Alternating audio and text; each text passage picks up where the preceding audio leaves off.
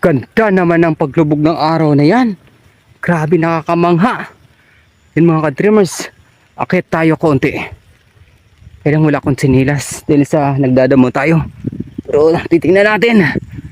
Basta ang ganda. Tingnan nyo yung papalubog na araw. Yung reflection niya habang nakaangat yung hamog pa itaas. At yung araw na papalubog mga ka-dreamers. Dito pa tayo sa side. Yan, ang ganda. Ganda, praise God. Thank you Lord. Ganda ng kalikasan. Ibig sabihin nito, may pag-asa. Lahat tayo ay mapag-asa. Praise God. Yun, ganda.